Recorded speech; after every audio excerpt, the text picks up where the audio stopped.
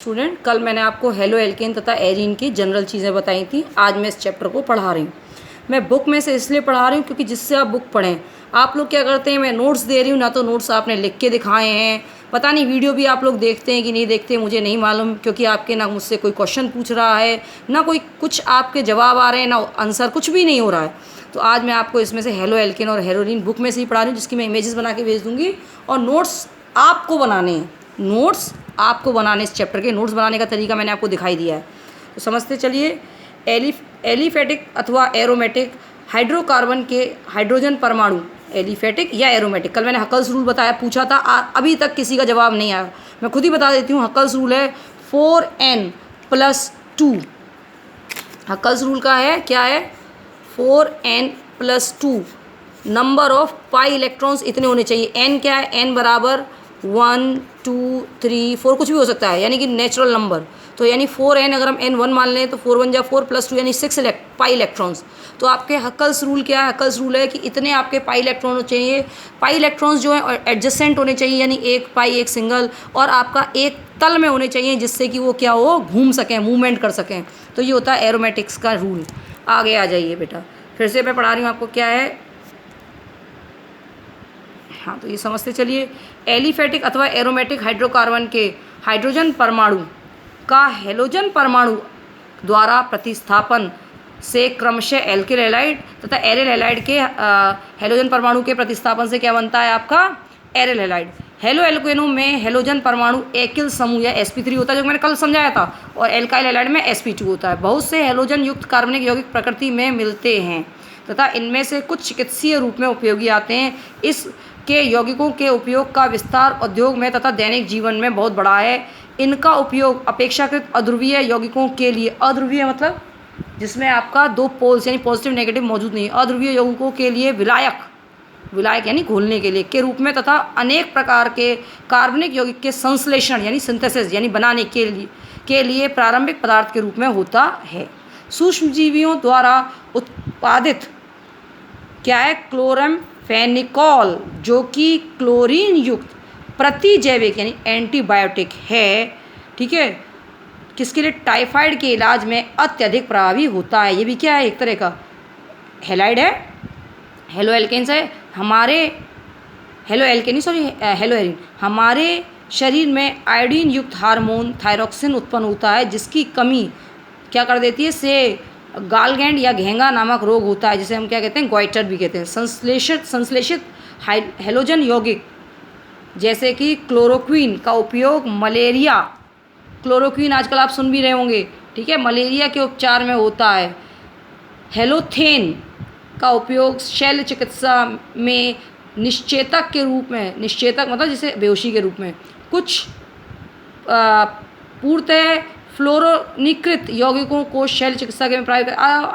एक आपने सुना होगा क्लोरोफ्लोरोकार्बन, CF2Cl2 डाइफ्लोरोकार्बन, जो आपका किस में यूज़ होता है, आपका इसमें यूज़ होता है AC में, ठीक है। तो अब आप बेटा चलते चलिए, हम क्या करते हैं, वर्गीकरण, क्या पढ़ रहे हैं, वर्गीकृत। हेलो एल्केन तथा हेलोरीन का निम्न प्रकार से वर्गीकरण करते हैं। कल मैंने आपको वर्गीकरण समझाया था। मैं आपको एक एक लाइन नहीं पढ़ाऊंगी क्योंकि आप बच्चे नहीं हो। देखिए ये क्या है, मोनो हेलो एल्केन, कल मैंने बताया था, जिसमें एक हेलो एल्केन है मोनो, जिसमें दो हेलो एल्केन है डाई, जिसमें 3 है ट्राई। ऐसे ये क्या है, mono hello arene, die hello arene, try hello arene. अब देखिए इसमें आपको मैं आपका एक पढ़ाती हूँ जेमिनल और एक विसिनल। क्या है, जेमिनल और एक विसिनल। तो जेमिनल हैलाइड क्या होते हैं और विसिनल हैलाइड क्या होते हैं। देखिए आपका, जैसे आपका ये, अब देखिए इसकी वैलेंसी फुलफिल, मान लीजिए आपने एक एक लगा लिया, Cl लगा लिया Cl, तो देखिए कितने लगे, आप कितने बॉन्ड बन गए।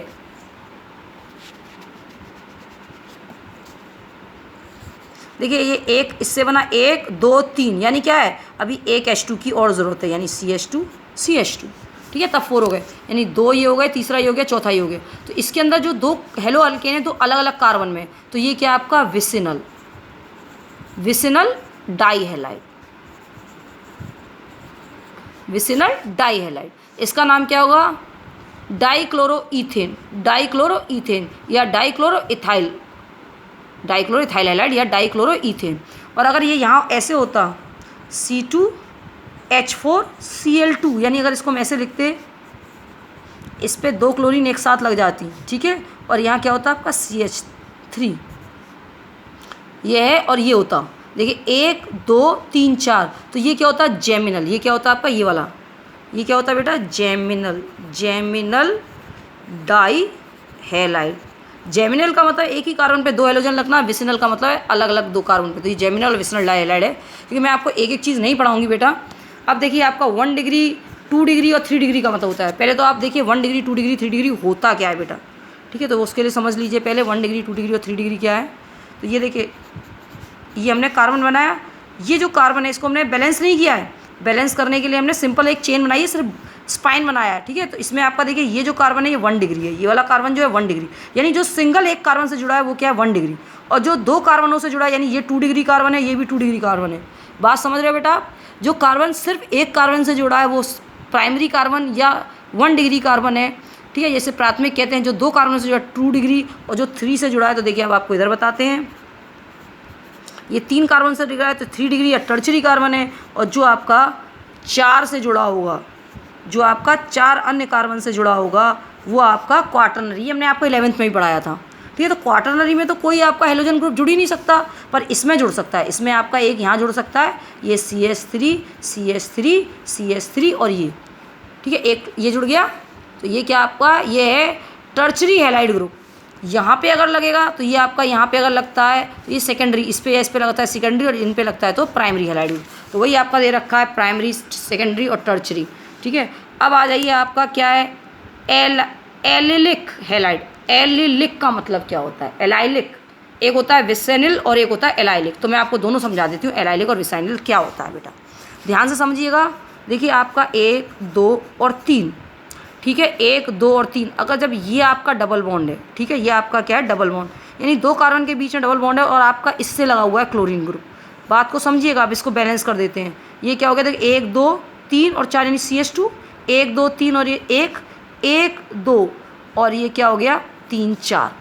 इसमें जो है आपका यानी डबल बॉन्ड ये रहा, फिर सिंगल बॉन्ड से जो कार्बन यानी डबल बॉन्ड के बाद वाला एडजेसेंट इन दोनों में से नहीं जुड़ा हुआ है, इनसे जुड़ा है। तो this is called allylic. Allylic English में बोलते हैं एलाइलिक, ठीक है, एलाइलिक, जिसमें कि आपका ये जो हेलोजन है वो sp3 है। क्या है? sp3। तो ये आपका इसमें भी एलाइलिक कहलाएगा, और आपको ये ऐसे भी बना सकते हैं भाई, ये कार्बन डबल बॉन्ड और यहाँ पे आपका क्लोरो ग्रुप। तो ये एलाइलिक है। क्या है दोनों बेटा? Allylic group, allylic halide. और अब क्या होता है एक विसिनिल हैलाइड जो इन्होंने नहीं लिख रखा है आपका, वो विसिनिल हैलाइड क्या होता है? वो विसिनिल होता है आपका यानी कि इस वाले से जो जुड़ा हुआ है, ये डबल बॉन्ड से ही कोई X जुड़ा हुआ है, this is called vicinal halide. This is called vicinal halide, this is called allylic halide. अब हम पढ़ते हैं बेंजेलिक हैलाइड। क्या? Benzylic halide, benzylic halide. तो आपको समझ में आ रहा हो कि बेंजीन से जुड़ा हुआ बेंजेलिक। अब बेंजाइलिक इंग्लिश में बोलते हैं, बेंजेलिक नहीं हो इनसे। अब इसमें क्या है देखो, डायरेक्ट बेंजीन चेन से नहीं जुड़ा है, बेंजीन चेन से जो साइड में जो कार्बन जुड़ा है उससे जो जुड़ा हुआ है, इसे कहते हैं, ये आपका जो होता है आपका अभी हम लोग पढ़ेंगे बेंजाइल, बेंजो और बेंजिल, ठीक है, 3 तरह के आप लोग पढ़ेंगे। तो ये आपका क्या है? ये आपका है बेटा कौन सा है जिसमें कि आपका H2 जुड़े हो, H2 की जगह R भी जुड़ सकते हैं, मतलब जो कार्बन है उससे 2 कोई और जुड़ा हुआ है, एक चेन जुड़ी और एक X जुड़ा है, that is called benzylic halide. को क्या कहते हैं? Benzylic halide. देखिए विनाइलिक हैलाइड, देखिए विनाइलिक हैलाइड यहाँ आ गया, देखिए बेटा ये देखिए विनाइलिक हैलाइड आ गया, जो मैंने आपको पढ़ाया था ना कि डबल बॉन्ड से जुड़ा हुआ है, डबल बॉन्ड वाले कार्बन से X जुड़ा है, दैट इज कॉल्ड वाइनेलिक। हिंदी में वाइनेलिक कहते हैं, हम इंग्लिश में विनाइलिक हैलाइड कहते हैं। अब देखो एरिल हैलाइड। एरिल हैलाइड क्या है? जो डायरेक्टली आपका किससे जुड़ा है? आपका बेंजीन चेन से जो डायरेक्टली जुड़ा है, जो बेंजीन चेन के H को हटा के जुड़ा है वो क्या कहते हैं? Aryl halide. एरिल यानी एरिल ग्रुप से जुड़ा हुआ है, ठीक है। अब आ जाइए नाम पद्धति, नेमिंग। तो देखिए नेमिंग में पहले हमने आपको बताई है नॉर्मल चेन सुना रखा आपका, नॉर्मल, आइसो, न्यू, 3 प्रकार की चेन बता रखी हैं। तो देखिए इसमें आपका जुड़ा हुआ है फर्स्ट से, तो इसे क्या कहेंगे? ये क्योंकि सारे एल्केन है, एल्केन के सब्स्टिट्यूट है, तो देखो उसको कहेंगे नॉर्मल प्रोपिल ब्रोमाइड। ये तो इसका IUPAC नेम से बात करेंगे हम, यहाँ से नंबरिंग करेंगे 1 2 3। क्या करेंगे? 1 2 3। तो ये क्या हो जाएगा जब 1 2 3 चलेगा? ये 1 2 3, तो ये क्या होगा? 1 ब्रोमोप्रोपेन। ये क्या है? 2 chloropropane. And what is this? तो देखिए नंबरिंग हम यहीं से करेंगे 1 2 3। इसे कहेंगे 1 क्लोरो 2 मिथाइल, 1 क्लोरो 2 मिथाइल। अब कहेंगे मैम आपने 1 क्लोरो क्यों लिया, 2 मिथाइल पहले क्यों नहीं लिया? तो बेटा मैं आपको IUPAC में सिखा चुकी हूँ कि हम अल्फ़ाबेटिकली लेते हैं, क्योंकि 1 पोजीशन पे क्लोरो है। नंबरिंग यहाँ से क्यों नहीं शुरू करी, यहाँ से क्यों शुरू करी? क्योंकि हेलोजन को हम प्रायोरिटी देंगे, हेलोजन को हम प्रायोरिटी देंगे, एल्काइल को नहीं। तो 1 क्लोरो 2 मिथाइल प्रोपेन। अब इसको क्या कहेंगे? ये ब्रोमोबेंजीन। ब्रोमोबेंजीन इसका IUPAC नेम और सामान्य नेम दोनों सेम होते हैं, ब्रोमोबेंजीन। ये है। अब देखिए ऑर्थो मेटापेरा, ये भी मैं आपको पढ़ा चुकी हूँ। अगर आपका ये यहाँ लगा होता है, जैसे यहाँ लगा हुआ है, इसको मैं आपको यहाँ समझा दे रही हूँ। ऑर्थो मेटापेरा को यहाँ समझा चुकी हूँ, वैसे मैं आपको ये करा चुकी हूँ 11th में। ये मैं आप लोगों को याद हो 11th में करा चुकी हूँ, पर क्योंकि आप लोग ध्यान नहीं देते हैं तो मैं आपको फिर से करा रही हूँ बेटा। देखिए एक अगर आपको कोई ग्रुप इधर लगा और एक कोई ग्रुप लगा इधर, ठीक है, ये वाली पोजीशन या आपकी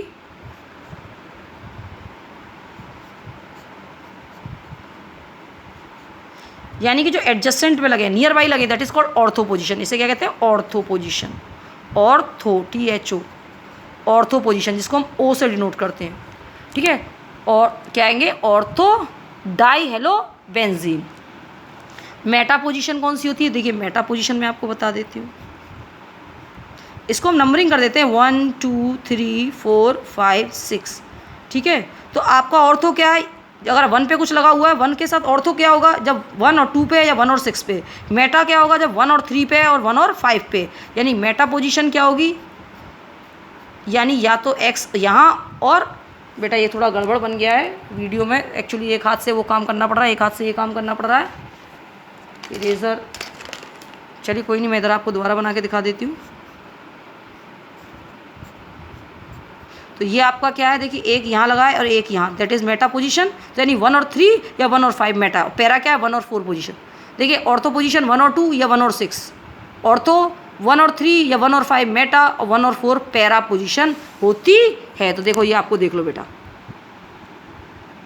ठीक है। ऑर्थो मेटा और ये डाई है 1 3 5 ट्राई ब्रोमो बेंजीन, ठीक है। ये आपका 1 3 नंबरिंग करेंगे इसे 1 2 3 4 5, तो 1 3 डाई ब्रोमो बेंजीन।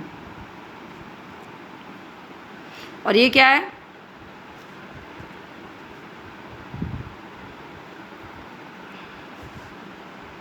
ये क्या था? ब्रोमोबेंजीन। ये है मेटा ब्रोमोबेंजीन, या 1 3 ट्राई ब्रोमोबेंजीन। मेटा ब्रोमीन वो है इसका, ये 1 3 5 ट्राई ब्रोमोबेंजीन, ठीक है। ये हो गया। अब देखिए ये क्या है आपका? ये कौन सा है? आइसो, ठीक है, आइसो। तो ये क्या होगा? देखो 2 ब्रोमोबेंजीन, ये आपका दे रखा है। नेमिंग में आपको ऑलरेडी सब कुछ आपका 11th में सिखा चुकी हूँ। नहीं समझ में आए तो आप मुझसे पूछ सकते हो, ऐसी बात नहीं है कि आप दोबारा नहीं पूछ सकते हो। आप यू आर कैन, मतलब आप कभी पूछ सकते हो। ये मैंने अभी आपको बताया ना, जेमिनल डाईहेलाइड, जिसपे एक ही पे 2 लगे हैं, ये है विसिनल डाईहेलाइड, यानी कि 1 1 डाईक्लोरोएथेन। जेमिनल है, इसे जैम बोलते हैं। विसिनल है यानी 1 2, ये मैंने आपको बता दिया। बाकी IUPAC नहीं, मैं नियो आइसो, ये मैं आपको अभी फ़ोटो खींच के भेज दूंगी, ठीक है। तो इसको आप पढ़ लीजिएगा। आज के लिए इतना ही काफ़ी है बेटा, बाकी मैं बाद में बताऊँगी।